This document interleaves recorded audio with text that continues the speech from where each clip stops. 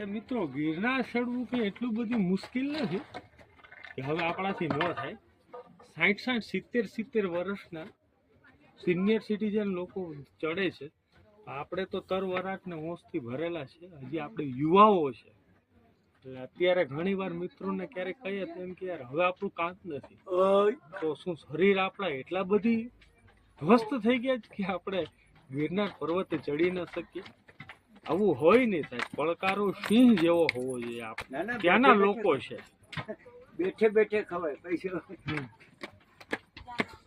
જામ થઈ જ્યાં બાપાની ફૂર્તિ જોઈ શકો. જે આ ઉંમરે પણ અત્યારે ગિરનારની સીડીઓને ઘમરોડી નાખે છે એ આ બાપા છે. અને જો એના હાથમાં પેલું કાર્ટૂન છે, કાર્ટૂન લઈને એ ચડે છે એટલો વજન લઈને એટલી ઊંચાઈ ઉપર.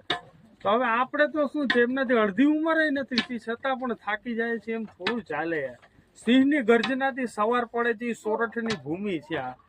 થાકવાની વાત થોડી હોય. જો આ એક જ મારી વાત છે. હા, કામ કરો.